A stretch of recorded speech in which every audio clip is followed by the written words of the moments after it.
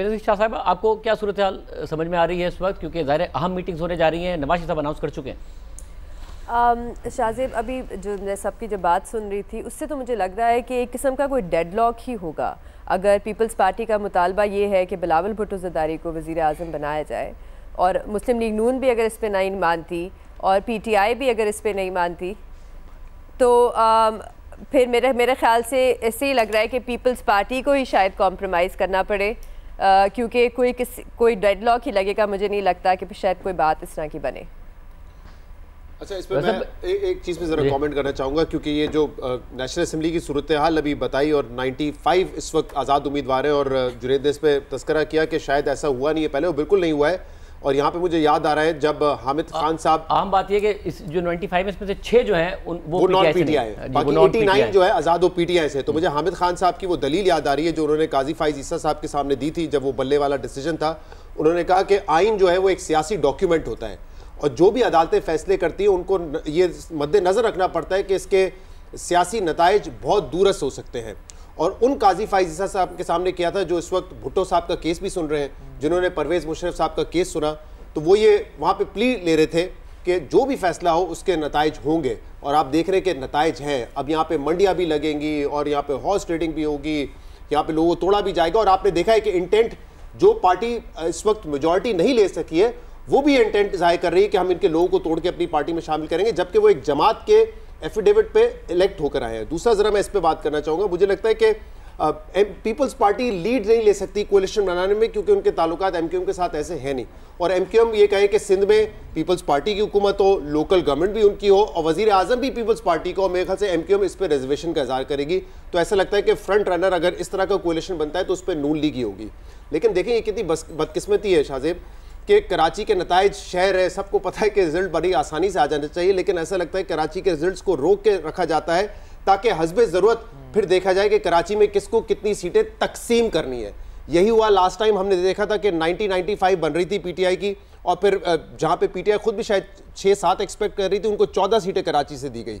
यहाँ पे MQM के हवाले से कहा जा रहा है कि बाज़, कल आपने हाफिज़ नईम साहब को सुना, इसके अलावा लोग ये तज्जिया कर रहे हैं कि बाज़ सीटों पे वो तीसरी पोजीशन पे, शायद चौथी पोजीशन पे होते, लेकिन वो अचानक से 16 सीटें जीत गई और सबसे पहली पार्टी थी जिसने कल दावा कर दिया, जबकि ना इलेक्शन कमीशन ने रिजल्ट दिए, ना RO ने रिजल्ट दिए, ना पोलिंग एजेंट्स के पास रिजल्ट मौजूद थे, लेकिन उन्होंने क्लेम कर दिया कि हम 16, 17, 18 सीटें जीत रहे। मौजूद थे जी, उनके पास रिजल्ट मौजूद थे, उनके पास हतमी रिजल्ट मौजूद थे। मतलब ये हैरान बात ये कि मरियम नवाज साहिबा को और नवाज शरीफ साहब को ये शिकायत है कि मीडिया ने पहले रिजल्ट क्यों दिखाया।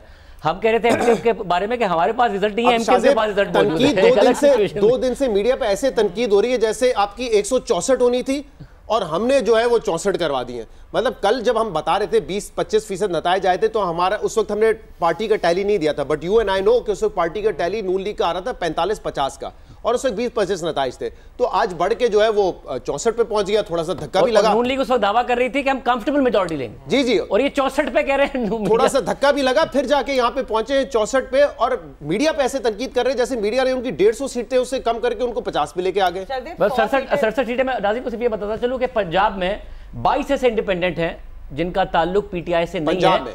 इसका मतलब है कि नून लीग बड़ी कंफर्टेबल पोजीशन में है पंजाब में अपनी वजारत आला के लिए। और साफी साहब, आप बड़े कन्विंस्ड हैं कि नवाज शरीफ साहब अभी भी आपको वज़ीर आज़म बनते नहीं नजर आ रहे हैं। शहबाज शरीफ आ रहे हैं? मेरा ख्याल है कि जो सूरत हाल बन रही है उसमें शहबाज शरीफ साहब के चांसेस ज़्यादा हैं। देखिए, एक और मुझे ज़्यादा ये भी लगता है कि पीपल्स पार्टी और नून लीग के पास इसके सिवा कोई चारा नहीं है कि वो दोनों अलायंस कर लें। एक तो हम जितना इन सियासी जमातों को आज़ाद समझ रहे हैं ना, तो इतनी वो आज़ाद नहीं है। ये उतनी ही आज़ाद हैं अपने फैसला साजी में जितना कि ये आज़ाद उम्मीदवार आज़ाद हैं।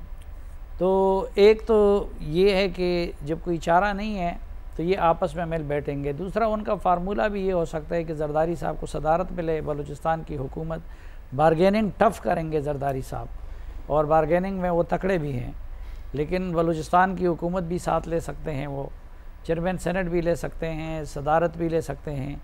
लेकिन उसके एक और वजह उसकी ये है कि अगर हम सुहेल वड़ाई साहब की इस्तिलाह को मुस्तहार ले लें तो प्राइम मिनिस्टरशिप के लिए अभी पीपल्स पार्टी के कैंडिडेट की कबूलियत नहीं है।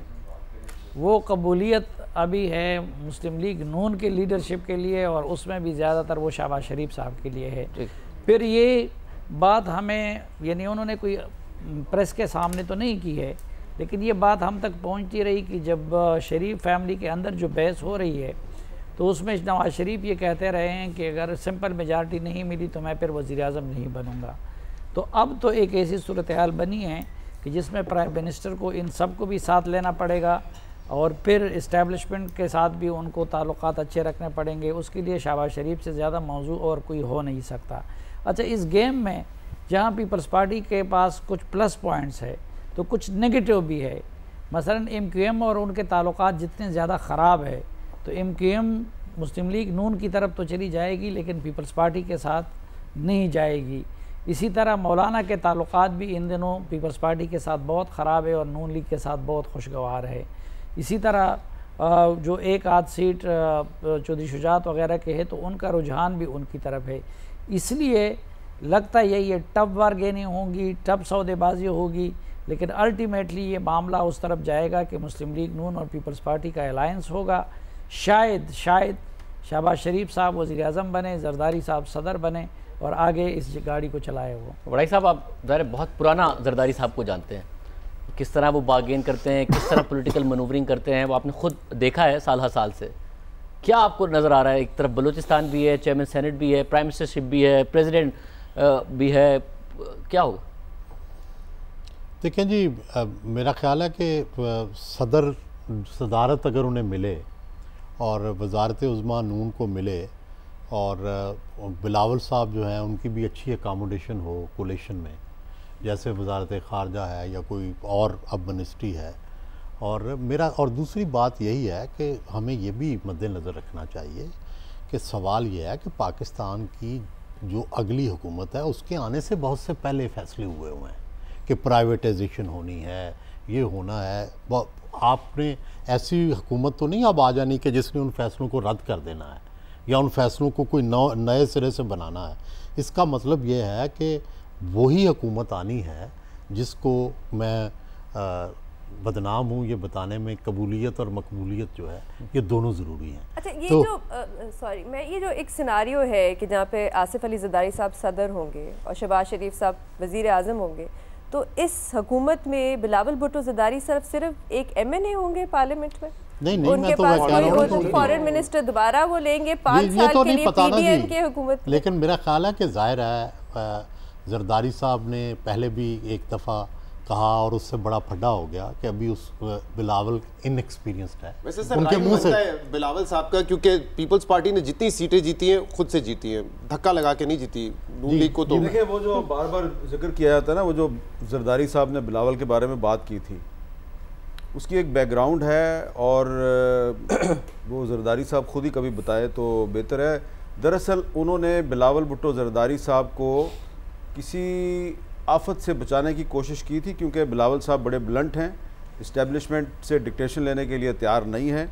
उनकी कहीं पे सख्त बात हो गई थी, तो शायद आपको भी पता हो, तो उसके बाद उनको किसी के गुस्से से बचाने के लिए जरदारी साहब ने वो बयान दिया था।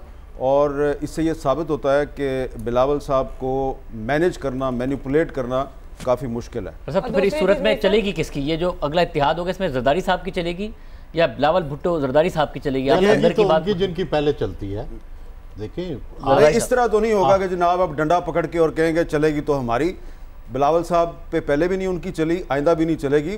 प्यार से बात करनी पड़ेगी, रवैया तब्दील करना पड़ेगा। कबूलियत वालों ने तो केसेस सिर्फ नून लीग के ख़त्म नहीं किए हैं ना, उन्होंने तो केसेस और ये चीज़ें जरदारी साहब और उनके भी ख़त्म किए हैं ना। देखिए ना सुहेल बड़ाई साहब, प्यार से भी तो बात हो सकती है। नहीं, उन्हीं प्यार से बिलावल साहब के साथ भी प्यार से बात करनी पड़ेगी। आप ये देखें ना, पिछले 24 घंटे में वो मजबूरियां जो नून लीग की थी वो अगर आप पीपल्स प्रेशर पार्टी की टैक्टिक्स है। इस्तेमाल करेंगे, तुम्हारी ये चीज़ है हमारे पास, तुम्हारी वो चीज़ है, तो ये बिलावल इस ब्लैकमेलिंग में आने वाला नहीं है।